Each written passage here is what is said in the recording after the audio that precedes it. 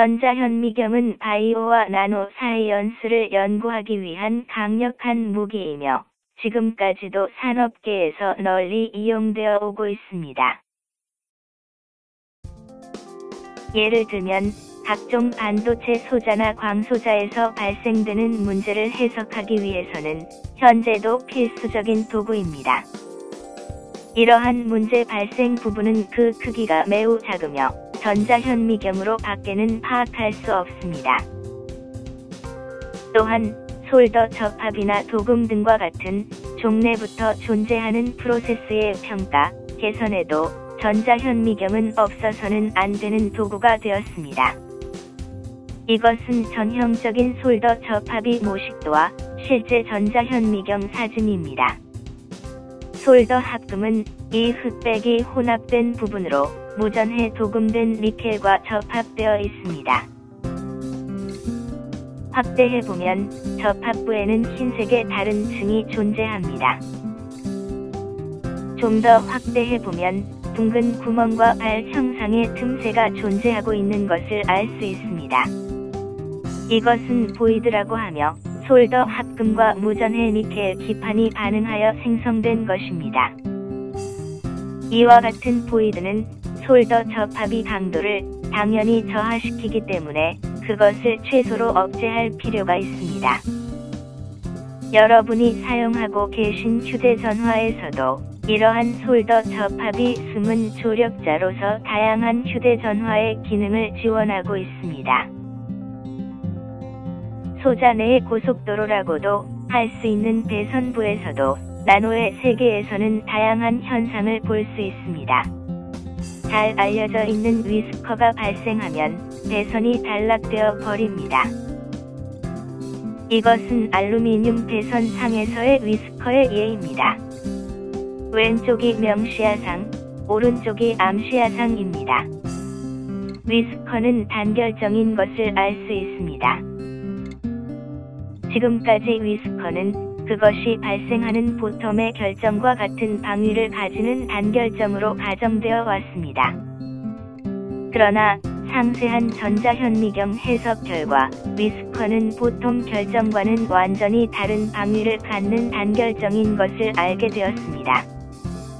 이에 따라 위스커 발생의 방지책도 매우 진전되었습니다.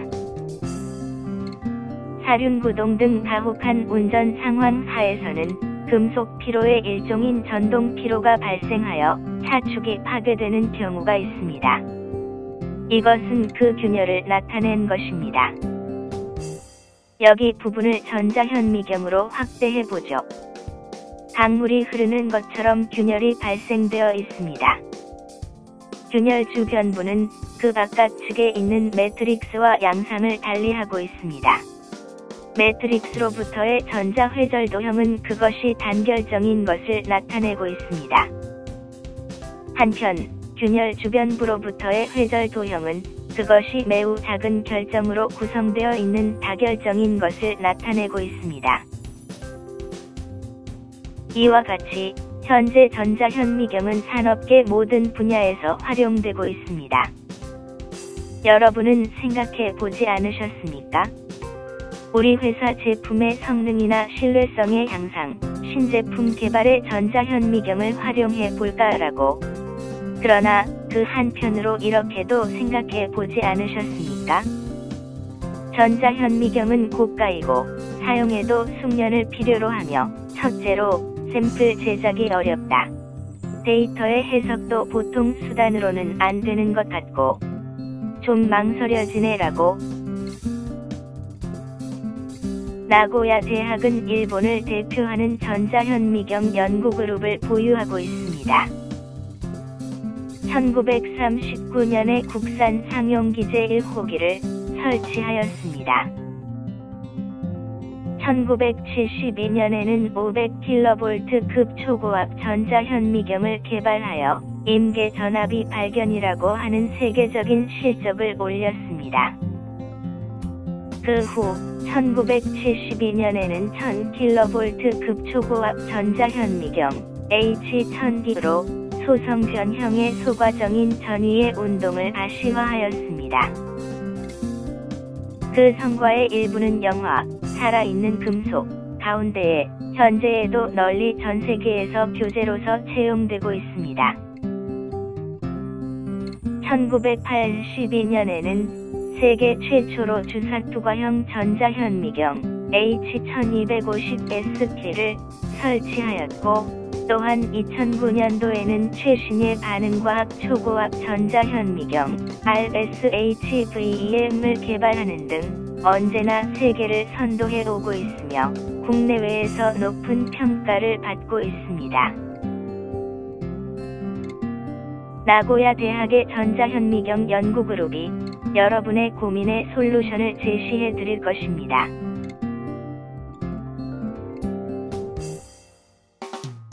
전자현미경으로 관찰하기 위해서는 우선 샘플을 매우 얇게 할 필요가 있습니다. 알루미늄의 쿠킹 호일도 전자현미경에서는 너무 두껍습니다. 사실 이 샘플 제작이 전자현미경 관찰에 있어서 최대의 장벽입니다. 그러나 걱정하실 필요는 없습니다. 샘플 제작의 베테랑이 도와드리겠습니다. 이 연구실에는 다양한 샘플에 대응할 수 있도록 각종 샘플 제작 장치가 구비되어 최적의 샘플을 제작합니다. 샘플이 완성되면 드디어 전자현미경으로 관찰할 순서입니다. 나고야 대학이 자랑하는 전자현미경 라인업을 소개하도록 하겠습니다. 우선 초고압 전자현미경입니다. 이 현미경으로는 1000kV 이상의 높은 전압으로 전자선을 가속합니다. 따라서 200kV나 300kV의 가속 전압을 가지는 통상의 전자현미경보다 3배에서 4배나 두꺼운 샘플을 관찰할 수 있습니다. 두꺼운 샘플을 관찰할 수 있다는 것은 샘플 제작이 비약적으로 용이해진다는 것입니다. 이것은 실리콘 카바이드의 결정 표면에 나타나는 엣지 피트라고 하는 구덩이의 광학 현미경 사진입니다. 실리콘 카바이드의 결정 표면을 특수한 방법으로 부식시키면 내부에 존재하는 전위가 결정 표면의 모습을 나타내는 부분에 이러한 구덩이가 생깁니다. 그러나 표면 관찰에서는 내부 결함인 전위가 어떠한 형태인지 혹은 어떠한 성질을 가지고 있는지는 검토도 할 수 없습니다. 내부를 관찰하기 위해서는 투과형 전자현미경에 의지하는 수밖에는 없습니다. 문제는 샘플 제작입니다. 조금 전에도 말씀드린 바와 같이 샘플의 두께는 통상의 200kV나 300kV의 전자현미경에서는 200나노미터에서 300나노미터 정도로 얇게 할 필요가 있습니다. 이러한 얇은 샘플 안에 전위가 들어가도록 샘플을 제작하는 것은 굉장히 어려운 작업입니다. 초고압 전자현미경을 이용하면 이야기는 간단합니다. 이 경우 1000나노미터 정도의 샘플에서도 관찰은 가능하므로 샘플 제작이 비약적으로 용이하게 됩니다. 이것은 그와 같이 하여 제작한 샘플 내의 전위입니다. 전위는 엣지 피트의 제일 깊은 바닥 부분에 존재하고 있다는 것을 알 수 있습니다. 이 사진은 조금 전에 전위를 다른 조건에서 관찰한 예입니다. 전위가 사라지고 있습니다. 이러한 실험을 콘트라스트 실험이라고 합니다만 이것에 의해 전위의 성질을 결정할 수 있습니다. 이것은 위크빈법이라고 하는 고분해능 관찰법으로 관찰한 전위입니다. 저배율에서는 한 개로만 보이던 전위를 높은 배율로 관찰해보면 두 개로 나누어져 있는 것을 알 수 있습니다. 이것은 실리콘 카바이드 내의 전위의 성질을 파악하는 데 있어서 결정적인 정보가 됩니다. 이러한 고분해능의 위크빔 관찰이 가능한 초고압 전자현미경은 나고야 대학의 초고압 전자현미경 외에는 세계 어디에도 존재하지 않습니다. 두꺼운 샘플에서도 관찰 가능한 예를 하나 더 보여드리겠습니다. 조금 전에 솔더 접합이 예로 돌아가 보겠습니다. 솔더 접합 계면의 관찰 그 자체도 매우 귀중한 정보를 제공합니다만 솔더 접합 프로세스 자체를 보고 싶지 않으십니까? 보통의 전자현미경 전문가에게 물어보면 솔더 접합은 액체 금속을 포함하고 있으므로 매우 어려운 일이라고 하는 대답이 돌아오겠지요. 그러나 나고야 대학의 초고압 전자현미경으로는 그것을 볼 수 있습니다. 반복되는 얘기인 듯합니다만 투과형 전자현미경의 샘플을 얇게 할 필요가 있습니다. 애써 얇게 한 샘플도 녹아버리면 액체 부분이 표면 장력으로 둥글고 두꺼워져 관찰할 수 없게 되어 버립니다. 그것을 방지하기 위해서는 샘플 전체를 우선 강력한 카본막으로 씌워줄 필요가 있습니다. 카본막이 얇으면 녹았을 때의 방막의 형태를 유지할 수 없습니다.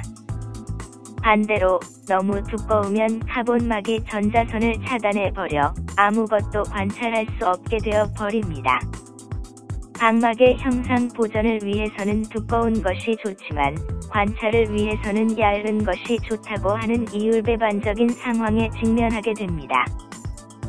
여기서 위력을 발휘하는 것이 초고압 전자현미경입니다.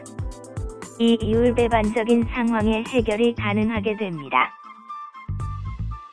이 영상은 솔더 접합 프로세스를 직접 관찰한 세계 최초의 예입니다.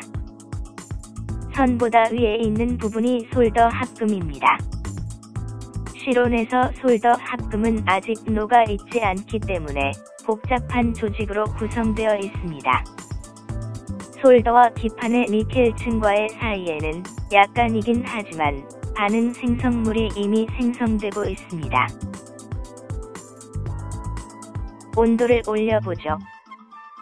솔더는 아직 녹아 있지 않습니다.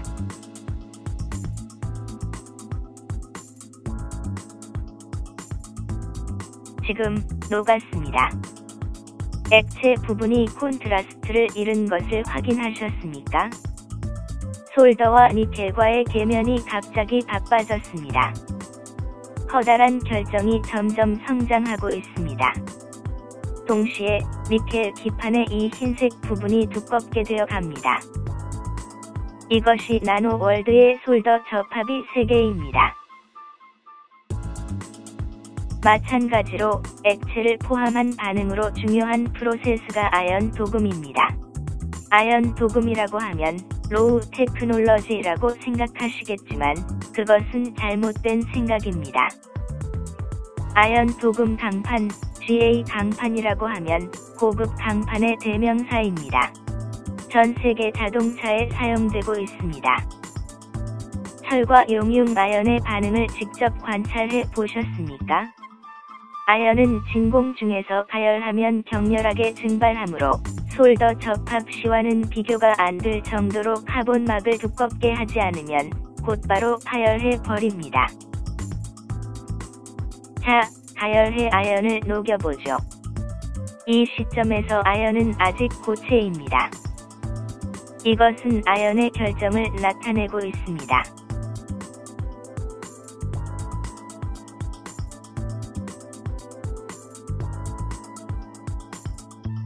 지금 아연이 녹았습니다. 격렬하게 반응하고 있습니다. 반응 생성물이 점점 쌓여갑니다. 이것도 용융 아연과 철과의 반응을 세계에서 처음으로 본 예입니다.